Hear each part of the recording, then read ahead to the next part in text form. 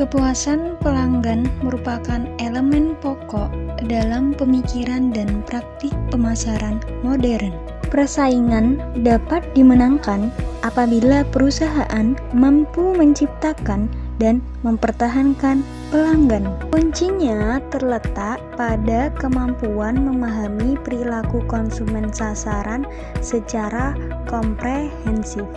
Memanfaatkan pemahaman itu dalam merancang, mengkomunikasikan, dan menyampaikan program pemasaran secara lebih efektif dibandingkan para pesaing. Nah, tantangannya adalah bahwa perilaku konsumen itu bersifat dinamis dan dipengaruhi beragam faktor, baik faktor internal maupun faktor eksternal. Gambar tersebut menunjukkan bahwa apabila total produk perusahaan dievaluasi lebih bagus dibandingkan total produk pesaing, maka konsumen bakal memilihnya untuk dibeli. Sebelum konsumen tersebut membeli, ia memiliki ekspektasi terhadap nilai superior produk perusahaan. Ekspektasi ini dapat terbentuk sebagai hasil pengaruh beraneka faktor seperti iklan, pengalaman sebelumnya, janji wiraniaga, dan seterusnya. Setelah ia membeli dan mengkonsumsi produk yang dibeli, ia bakal mempersepsikan nilai yang didapatkannya. Apabila persepsi tersebut lebih besar atau minimum sama dengan ekspektasi sebelum pembelian, maka pelanggan akan merasa puas.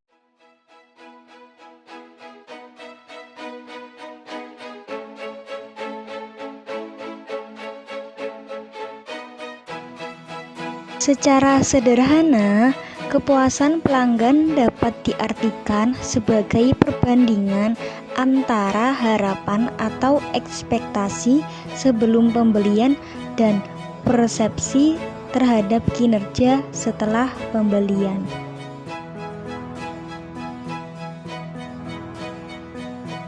Tujuan orang pada umumnya ketika datang ke hotel adalah untuk menginap di kamar hotel tersebut.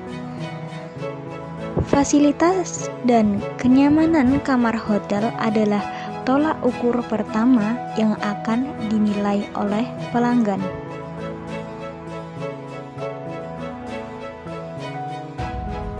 Setelah kebutuhan pertama terpenuhi, maka pelanggan akan berharap lebih terhadap produk yang telah dinikmati.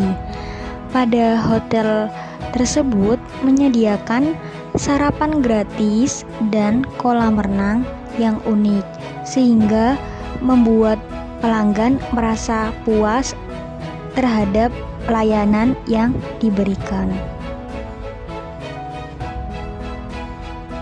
Hotel tersebut memberikan diskon senilai hingga Rp1.000.000 untuk pembukingan kamar hotel melalui aplikasi booking online yakni Mr. Aladin pada periode tertentu.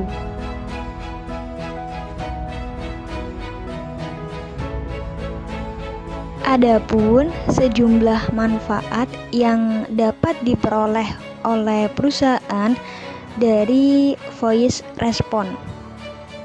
Yang pertama, yakni pelanggan memberikan kesempatan sekali lagi kepada perusahaan untuk memberikan kepuasan terhadap pelanggan. Yang kedua, resiko publisitas buruk dapat ditekan. baik publisitas dalam bentuk rekomendasi getok tular negatif maupun melalui media massa.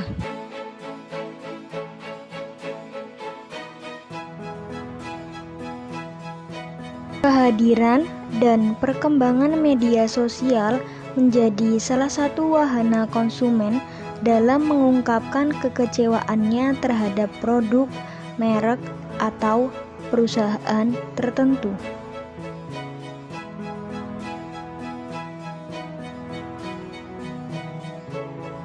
Third party respon ini sangat ditakuti oleh sebagian besar perusahaan yang tidak memberikan pelayanan yang baik kepada pelanggannya atau perusahaan yang tidak memiliki prosedur penanganan keluhan yang efektif.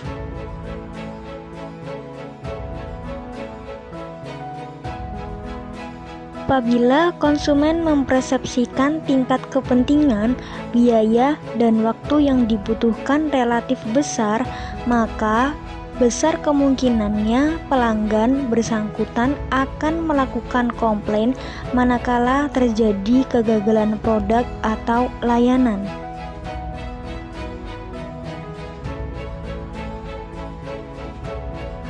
Umumnya, tingkat pengetahuan dan pengalaman komplain seorang pelanggan berhubungan positif dengan kemungkinan komplain.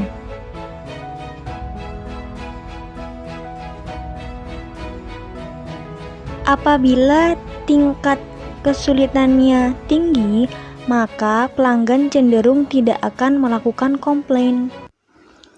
Pelayanan yang diberikan saat pertemuan ada dua kemungkinan yang terjadi, yakni menghasilkan layanan baik dan layanan yang buruk. Lalu, untuk layanan yang baik akan menghasilkan konsumen melakukan pembelian ulang. Sebaliknya, jika layanan yang dilakukan buruk, akan ada dua kemungkinan yang terjadi, yakni konsumen akan merasa kecewa atau tidak merasa kecewa. Konsumen yang mendapatkan layanan yang buruk akan tetapi tidak kecewa akan mencoba kembali. Namun, konsumen yang merasa kecewa terhadap layanan yang buruk akan ada dua kemungkinan yang terjadi, yakni melakukan komplain atau tidak melakukan komplain. Bagi konsumen yang merasa kecewa lalu tidak melakukan komplain, maka kemungkinan yang akan terjadi adalah konsumen tidak kembali lagi. Namun sebaliknya, untuk konsumen yang merasa kecewa lalu melakukan komplain, akan melakukan komplain melalui tiga bentuk, yakni voice response, private response, dan third party response. Jika konsumen telah melakukan komplain, maka hal yang akan terjadi ada dua, yakni masalah terpecahkan atau masalah tidak terpecahkan. Bagi masalah yang terpecahkan, akan menghasilkan keputusan konsumen untuk melakukan percobaan ulang terhadap produk. Namun sebaliknya, untuk masalah yang tidak terpecahkan akan menghasilkan keputusan konsumen untuk tidak kembali pada produk.